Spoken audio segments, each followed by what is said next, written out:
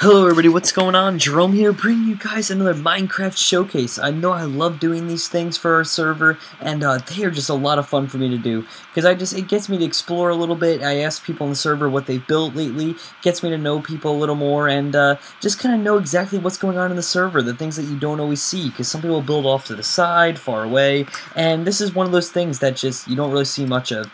So anyway guys, what we have here is the town called Moon. It was originally built by a moderator, but eventually he quit the town and in turn gave control over to a normal person named Blastfire, I'm pretty sure, if I understand correctly. If not, he might be like a town assistant or something, but I'm pretty sure Blastfire runs stuff around here. And as you could tell, all this block is placed by the moderator. He's the one who did that, but the rest of these blocks, like buildings and things, are all hand-built by other members of the server. So the first section we have here is basically the growing section, I call it. This is where people like you guys, if you were to join the town, could start building. You have a lot of working space, and if that's not enough, of course, I'm sure a moderator would gladly expand the size of this town, although it doesn't seem like it's going to fill up anytime soon yet. Now, this area I call Blastfire's area, because this is like the mayor's town, basically. Oh, by the way, Moon's broken up into 4 different quadrants, and with on some quadrants it even has like towers and things like that you could watch for people along the wall, and just really cool stuff like that. So what we have here is one of Blastfire's things. This is his town hall he built. It's nothing too special really on the inside. It's really just on the outside that looks pretty cool. The next building he has right here doesn't really serve too much purpose, but it's still kind of cool to have. Is what is it? There are 2 admins in our town. Yeah, it basically just talks about like who they are and things like that, and who's in the town. So it does have 2 admins, I guess, not just 1. Next we have right here is the town hotel he built. This one I'm not quite sure really. He just built this one today, so this will be news to me as well once I actually see what's inside. Room 103. Doesn't really have beds yet, but he's on his way. At least he's building that. That's going to be pretty cool once he has that one set up. And then also he has built something pretty cool in my opinion, which is, besides the diving board pool here, is right over here. He built like a little tiny boat and a little water type area. I don't know, I thought that was cool. And this random hut is built by some other guy. I don't really know, Mr. Clutch 22. I guess he just felt like building there. And yep, so that's up to him. Now this next area I find to be the coolest. It's like the construction/resource area. And now what this is basically you can have a bunch of different functions. So right here we have, normally that'd be turned off, you have the cobblestone generator. So you hit that switch right there, then you right click this right here, and lo and behold what happens is it creates a thing of cobblestone. So let me just set this up for you guys. I'll destroy 1, 2, 1, 2, destroy them right there. Then we come along over to this side, and I'll try and get into the place that you can watch it. You ready? Right here.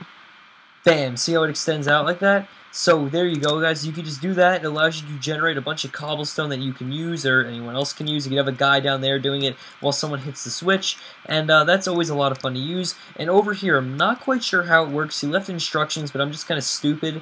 But apparently this is an obsidian generator. I don't really know how it works or anything like that. But apparently it does. I think it's failed and only does cobblestone. But if you ever get on, you have the chance to ask Powder Darkblade. I'm sure he'll be able to explain it to you. And over here, they're also working on a second cobblestone generator for all you guys that are worried that one won't be enough. Now, the next cool thing is a little bit of an automatic wheat farm. It's actually a really simple use. Basically, you put the wheat in there. They're all ready to grow. Then once they're fully done growing and you just need to collect them, you go over here, you hit this one switch, the pistons over there drop, the water comes down, and what that does is it picks up all the wheat, knocks it all down, and follows this pathway right down to here where you can walk down, collect your wheat, and you can have a good time. Then when you're done, you just hit the old switch again. That closes it up, and you can replant the wheat once this water's done, flooding that area. And they have a second one over here, and then a third one, and a fourth one, and a 5th one. So they really do have a lot of these things set up. It's actually really cool. Now this is one of the towers I was talking about. It is nothing ridiculously special, but I kind of think it's cool, and it definitely adds to the town a little bit in some way. This one right here was owned, you see the town moderators and a couple other people, and I guess once you go inside of there you can go up. Let's see what's in the chest. Oh, nothing special. Oh well, but you can go in here and yes, you got yourself some apparently secret chests, things like that. Gonna walk out of there before I get myself in a little bit of trouble. And over here, I'm not quite sure how, but I'm sure there's a way to get up into these towers, and that's always a lot of fun to do. And then finally, the very last section that, oh, by the way, the thing connecting them is pretty cool. They're glass tunnels connecting all these, so that's always a cool little area, like a way of transportation. And then finally, the last area is the original district that they built. Now, it's home to one of the richest people on the server, Pyro Darkblade. The biggest town is owned by Bushman, but one of the richest people is Pyro Darkblade, and all these chests, I don't think I have the right really to break into them, although I do have the power to. I don't want to ruin it, you know what I mean? This is his stuff, he can show you if he wants to. But all those, I'll say this much, are pretty much fully legitly filled with just any kind of thing you can imagine.